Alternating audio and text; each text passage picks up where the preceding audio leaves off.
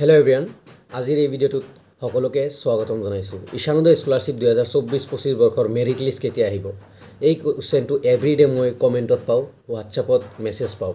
চ' please যিবোৰ ষ্টুডেণ্টে 2024 বৰ্ষত apply কৰিছা, তোমালোকে 2025 বৰ্ষত এপ্লাই কৰিবা, তোমালোকে প্লিজ ভালকৈ কথাখিনি শুনিবা।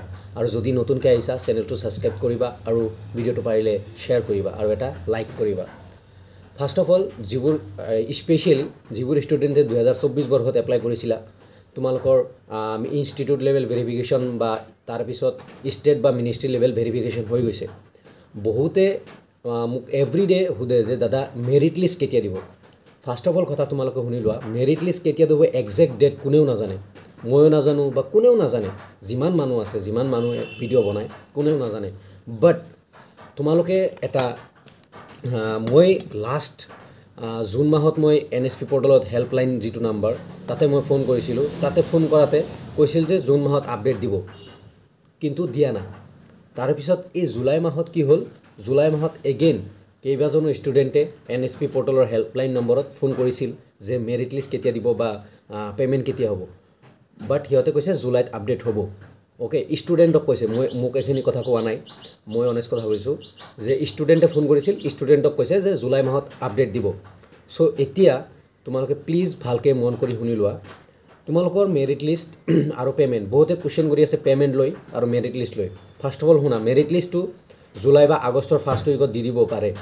অ'কে, আৰু তথাপিও তোমালোকক ক'ম, যদি তুমি এপ্লাই কৰিছা, ইনষ্টিটিউট লেভেল ভেৰিফিকেশ্যন হৈ গৈছে, তোমাৰ মিনিষ্ট্ৰী লেভেল বা ষ্টেট লেভেল ভেৰিফিকেশ্যন হৈ গৈছে, দেন NSP হেল্পলাইন নম্বৰ 012066195540 এই নাম্বাৰটোত তোমালোকে ফোন কৰি এবাৰ ইনকুৱাৰী ল'ব পাৰা যে মেৰিট লিষ্ট বা ঈশানোদয় 2024 বৰ্ষৰ আপডেট কেতিয়া আহিব। 012066195540। অ'কে, এইটো হ'ল ঈশানোদয়ৰ মানে নাম্বাৰ, মই ডেছক্ৰিপশ্যনতো দি দিম বাৰু। আৰু মোৰ মতে কৈছোঁ জুলাইৰ লাষ্টত বা আগষ্টৰ ফাৰ্ষ্ট উইকত আহিব পাৰে, কিয়নো পে'মেণ্ট মোৰ মতে আগষ্টৰ লাষ্টলৈকে পে'মেণ্ট কমপ্লিট কৰিব। আৰু পে'মেণ্ট বন্ধ আছিল, এপ্ৰিল মাহত পে'মেণ্ট বন্ধ আছিল, কিন্তু মে' মাহৰ পৰা পে'মেণ্ট এগেইন, মে'ৰ 21 নেকি 22ৰ পৰা পে'মেণ্ট এগেইন মানে কণ্টিনিউ কৰিছে পে'মেণ্ট প্ৰচেছটো। অ'কে, NSPয়ে এপ্ৰিল মাহত সিহঁতৰ পে'মেণ্ট, ডিফাৰেণ্ট স্কলাৰশ্বিপৰ পে'মেণ্ট বন্ধ কৰি থৈছিল, কিন্তু এগেইন সিহঁতে আপডেট দিছে NSP পৰ্টেলতে যে এগেইন পে'মেণ্ট দিয়া ষ্টাৰ্ট কৰা হৈছে। যিবোৰ ষ্টুডেণ্টে চিলেকশ্যন পাইছে বা চিলেকশ্যন হৈছে, সেইবোৰ ষ্টুডেণ্টক এগেইন পে'মেণ্ট দিয়া ষ্টাৰ্ট হৈছে ডিফাৰেণ্ট স্কলাৰশ্বিপত। বাট ঈশানোদয়ৰ কাৰণে 10,000 ষ্টুডেণ্টৰ নাম আহিব। যিবোৰ ষ্টুডেণ্ট এপ্লাই কৰিছা, তোমালোকৰ 10,000 ষ্টুডেণ্টৰ নাম আহিব আৰু 10,000ক একেলগে পইচা দিব। আৰু পে'মেণ্ট ডাইৰেক্ট তোমাৰ DBT ডাইৰেক্ট ট্ৰান্সফাৰ হ'ব আৰু ডাইৰেক্ট বেংক ট্ৰান্সফাৰ।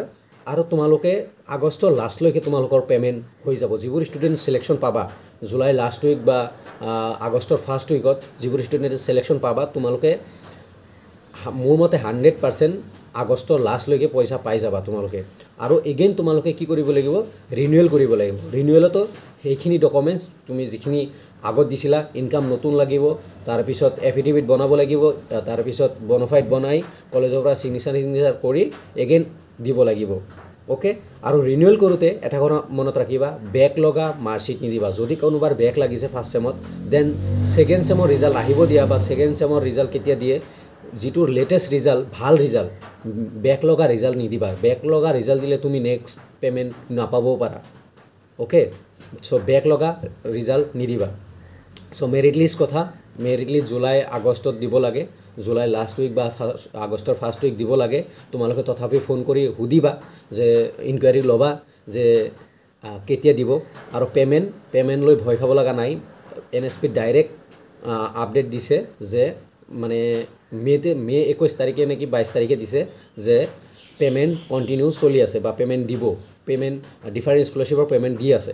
চ' ভয় খাব লগা একো নাই, তোমালোকে পইচা পাবা যিবোৰ ষ্টুডেণ্টে চিলেকশ্যন পাবা।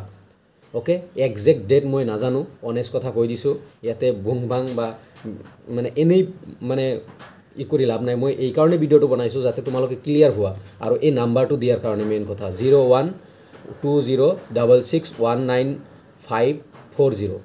তোমালোকে নিজে ইনকুৱাৰী কৰা যিবোৰ ষ্টুডেণ্টৰ ষ্টেট বা মিনিষ্ট্ৰী লেভেল ভেৰিফিকেশ্যন হৈ গৈছে আৰু পে'মেণ্ট 80,000 পাবা প্ৰতি বছৰে আৰু ৰিনিউৱেল কৰিলে এগেইন 6 মান্থ উইদিন 6 মান্থত পাই যায় লাষ্ট ইয়াৰ যিবোৰ ষ্টুডেণ্টে ৰিনিউৱেল কৰিছিল সিহঁতে কিমান ডিচেম্বৰৰ 31 তাৰিখলৈকে সিহঁতৰ ৰিনিউৱেল কৰিব টাইম আছিল বাট সিহঁতে জানুৱাৰী ফেব্ৰুৱাৰী মাৰ্চতে সিহঁতৰ ছেকেণ্ড ইনষ্টলমেণ্ট পাই গৈছে চ' তোমালোকেও সেনেকৈ উইদিন 6 মান্থ উইদিন মানে আগষ্টৰ আগতে বা মে জুনৰ আগতে তোমালোকে পে'মেণ্ট ৰিনিউৱেলৰ পে'মেণ্ট পাই যাবা ওকে প্ৰথমত 80,000 নেক্সট 80,000 তাৰপিছত 80,000 এনেকৈ তোমালোকৰ ডিগ্ৰী যিমান বছৰ 4 বছৰ ডিগ্ৰী 4 বছৰে পাবা ওকে আমাৰ সময়ত 3 বছৰ ডিগ্ৰী আছিল 3 বছৰ দিয়া আছিল আৰু এতিয়া 4 বছৰ দিব ওকে আৰু যিবোৰ ষ্টুডেণ্টে 2025 বৰ্ষত এপ্লাই কৰিবা এইবাৰ এপ্লাই কৰিবা প্লিজ তোমালোকে আগষ্টত এপ্লাই কৰিবা এতিয়াই কোনে কৈছে এপ্লাই এনেকৈ কৰা তোমালোকে নিজে মোবাইলত এপ্লাই কৰিব চেষ্টা কৰি আছা বহুত